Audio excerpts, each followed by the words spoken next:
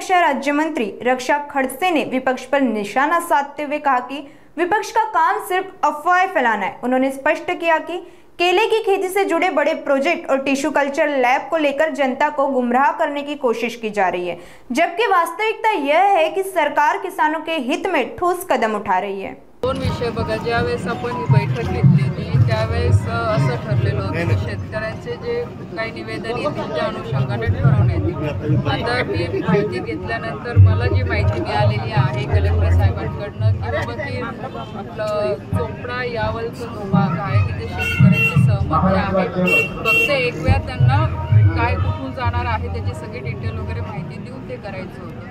दुसरं की रावेरचं आपण त्याही दिवशी बघितलं सगळ्यांनी की रावेरच्या लोकांचा खूप विरोध होता, त्याच्यामुळे ते आता सध्या स्टॉप करण्यात आलेलं आहे ते काम, आणि त्यानंतर आता ही पुढची प्रोसिजर हळूहळू सुरू होईल। टिश्यू कल्चरची आपण हिंगोण्याला पाहणी केली, पण विरोधी पक्षाचं असं म्हणणं आहे की ते मुक्ताईनगरला होत आहे। सालभरणीसाठी आपण प्रयत्नशील आहात असा आरोप विरोधकांकडून केलाय। माझं ज्यांनी ह्या बातमीबद्दल एवढी अफवा पसरवली, हायवेच्या बाबतीतही तेच केलं होतं। विरोधकांचं काम आहे विरोधात बोलणं।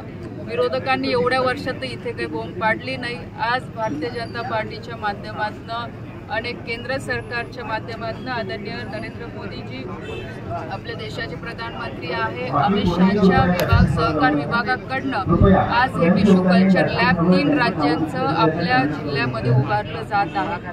आदरणीय आपल्या राज्याचे मुख्यमंत्री असतील देवेंद्रजींच्या मार्गदर्शनाखाली आपण ह्या गोष्टीसाठी मागच्या काही दिवसापासून म्हणजे काही महिन्यापासून मी पाठपुरावा करत होते। आपल्याला सुद्धा माहिती आहे की केळी हे आपलं प्रमुख पीक आहे, इथे आपलं बनाना क्लस्टर झालं पाहिजे याचे सातत्याने माझे प्रयत्न राहिलेले आहेत। जे देशामध्ये 12 हॉर्टिकल्चरचे क्लस्टर आहेत त्याच्यामध्ये आपण हे बनानाचं क्लस्टर मंजूर करून घेतलेला आहे कृषी मंत्रालयाच्या माध्यमातून, आणि हा जो टिश्यू कल्चर जो प्रोजेक्ट आहे आदरणीय आपले गृहमंत्री आणि आपले सहकार मंत्री अमित भाई शाह यांच्या मंत्रालयाच्या माध्यमातून पाठपुरावा करून तो जळगाव जिल्ह्यात व्हावा याच्यासाठी माझे प्रयत्न होते आणि तो झालेला आहे मंजूर। जे सर्वेवाले होते ते 2 वेळा नाही 10 वेळा इथे व्हिजिटला येतील। शेवटी ते त्यांच्यावर अवलंबून आहे की त्यांना हिंगोण्याची जागा पाहिजे की रावेरची जागा पाहिजे की मुक्ताईनगरची जागा पाहिजे, अजून कुठली जागा पाहिजे, कारण की शेवटी ते माती परीक्षण आहे, तिथे नंतर विंड फिजिबिलिटी बघतील, पाण्याची फिजिबिलिटी बघतील, सगळ्याच गोष्टी बघणार आहे। आणि आम्ही सुद्धा असं कोणता आग्रह धरलेला नाही की ते मुक्ताईनगरलाच झालं पाहिजे किंवा हिंगोण्यालाच झालं पाहिजे किंवा रावेरलाच झालं पाहिजे। माझा प्रयत्न होता की आपल्या मतदारसंघामध्ये आपल्या जिल्ह्यामध्ये आला पाहिजे आणि त्या माध्यमातून शेतकऱ्यांना फायदा झाला पाहिजे। याच्यात कोणत्याही प्रकारचं राजकारणाची करायची गरज नाही। आज आपण बघू शकतो की केळीचं उत्पन्न घेत असताना शेतकऱ्यांना बराचसा खर्च लागतो। आज एक टिश्यू कल्चरचं रोप घ्यायचं असेल ते जे 14, 12, 13 रुपयावर होतं आज ते 21-22 रुपयावर येऊन पोहोचलेलं आहे। सरकारच्या माध्यमातून जर हे रोपाची किंमत जर कमी होत असेल तर त्या माध्यमातून लाखो शेतकऱ्यांना याच्यामध्ये फायदा होणार आहे, आणि शेतकऱ्यांच्या हितासाठी शेतकऱ्यांचा कसा फायदा होणार ही माझी जबाबदारी आहे। त्याच्यामुळे हा प्रकल्प होण्यासाठी महत्त्वाचा आहे। मी आधी सुद्धा जेव्हा इथे केळी परिषद झाली मी त्यावेळेसही सांगितलं होतं की याच्यात कृपया करून कोणी राजकारण आणू नये, कारण की मागच्या वेळेसही असे बरेचसे अनुभव माझ्या संदर्भात आलेले आहे की जेव्हाही काही काम करायला गेलं की तेव्हा काही ना काही राजकारण आणता, मग ताईंनी कारखाना विकत घेऊन घेतला, मग ताईंनी हा प्रकल्प इकडे हलवला। याच्या मागे कोणताही माझा व्यक्तिगत हेतू नाही। हेतू एवढाच आहे की जळगाव जिल्ह्यामध्ये केळी संबंधित जे काही प्रकल्प असतील ते झाले पाहिजे, त्या माध्यमातून रोजगाराची निर्मिती होते आणि जास्तीत जास्त शेतकऱ्यांना कसा फायदा होईल हा प्रामाणिकपणे माझा हेतू आहे। आणि जे काही त्यांना बघायचं आहे असं नाहीये की आता तुम्ही बघू शकता की देशाचे गृहमंत्री अमित भाई शाह त्या मंत्रालयाचे मंत्री आहे। एवढी तर माझी पण हिंमत नाही की मी त्यांना जाऊन सांगू शकते नाही हिंगोणा करू नका, सालबर्डी करू नका, हिंगोण्याला करा। शेवटी तो त्यांचा निर्णय आहे। रिपोर्ट येईल, इथे सर्वे होईल, आणि ज्या कोणी मी बऱ्याचशा पेपरमध्ये ही पण बातमी वाचली की मग दुसऱ्यांदा सर्वेला का आले, मी त्यावेळेसही बोलली 2 वेळा काय 100 वेळा येतील 10 वेळा येतील, तो त्यांचा कौल आहे, त्यांना कशा पद्धतीची जागा पाहिजे।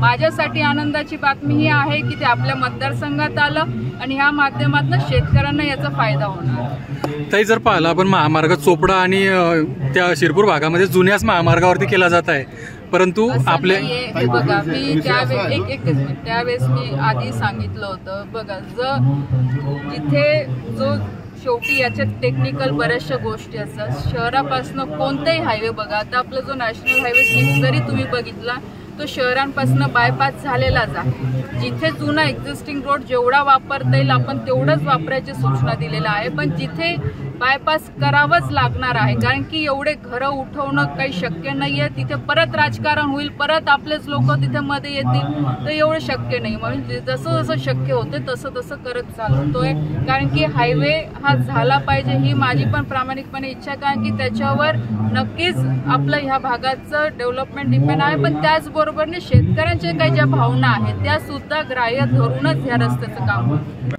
मी रावेरचं त्यांना स्टॉप करायला लावलेलं आहे कारण की मला एका भागातल्या लोकांमुळे दुसऱ्या भागातला रस्ता होऊ नये असं करायचं नाही आहे. कारण की मी आधी सांगितलं ठीक आहे आज त्या लोकांना लक्षात येणार नाही, मे बी उद्या इकडचा हायवे झाल्यानंतर त्यांना कळेल की बाबा हायवे आपल्यासाठी इकडनं गेलं गरजेचं आहे. ज्यावेळेस त्यांची मानसिकता तयार होईल त्यावेळेस आपण प्रयत्न करू, पण सध्या आता जोपर्यंत कारण की हा नॅशनल हायवे आपणही बघितलं असेल की गेल्या अनेक वर्षासाठी याच्यासाठी प्रयत्न करत होतो.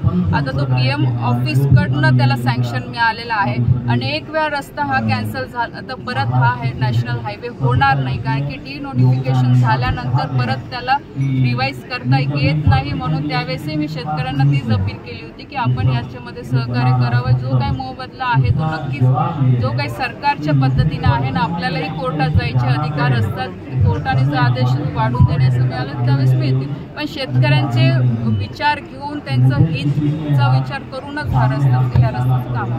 रावेर तालुक्यात पूर्ण काम बंद राहील की फक्त विवऱ्यापासून पुढे? कारण अफवा अशी आहे की मुक्ताईनगर पासूनच मुक्ताईनगर तालुक्यातून रस्ता नेण्याचा घाट काही लोकांचा आहे. मला तेच कळत नाही, हे जे एवढे बोलणारे मागून सोशल मीडियावर जे बोलतात ना, एक वेळा माझ्या समोर बसवा तर मी एकेकाचं क्लिअर करते की काय. आपण आधी बघितलं असेल की याचं जे नोटिफिकेशन म्हणजे जे अलाइनमेंट केलेलं होतं मुक्ताईनगरकडनं केलेलं होतं त्यावेळेस मीच विरोध केला होता की मुक्ताईनगरकडे घेऊन जायचं काही याचा संबंध नाहीये कारण ऑलरेडी मुक्ताईनगर बऱ्हाणपूर मुक्ताईनगर ऑलरेडी 4 लेन होतोच. आमचा विषय होता आहे की रावेर यावल चोपडा ह्या भागातनं हायवे गेला पाहिजे की जेणेकरून इथल्या शेतकऱ्यांना फायदा होईल. इथले कारण की शेवटी वाहतूक आहे, आज आपण बघू शकतो की एवढी हेवी ट्रॅफिक याच्यावर चालते. मागच्या वर्षी मेंटेन केलं, परत ह्या वर्षी तो खराब झाला. आता बरेच लोक म्हणतात मग एवढे 83 कोटी मंजूर केलं मग पैसे खाल्ले का तुम्ही, काय केलं? आता मला सांगा की 220 किलोमीटरला 83 कोटी रुपये कसे काय पुरणार आहे? एक वरचं लेअर टाकायचं फक्त त्याच्यात काम होतं. आणि ज्यांना शंका आहे त्यांनी माहितीच्या अधिकारामध्ये जाऊन सगळी माहिती घ्यावी, कुठे काय रस्ता कमी जास्त झालेला आहे. त्यांना पूर्ण तेवढी फ्रीडम आहे की कोणी माहितीच्या अधिकारात जाऊन RTI मध्ये जाऊन माहिती काढू शकतो. राहिला दुसरा विषय, जर ह्या रस्त्याला आपल्याला मजबूतीकरण चांगल्या पद्धतीचं करायचं असेल तर नॅशनल हायवेशिवाय आपल्याकडे पर्याय नाहीये. सावदापासून रावेरपर्यंत हा रस्ता तात्पुरता थांबवण्यात आलेला आहे. जोपर्यंत शेतकऱ्यांची इच्छा होत नाही तोपर्यंत सध्या त्या रस्त्याला हात लावला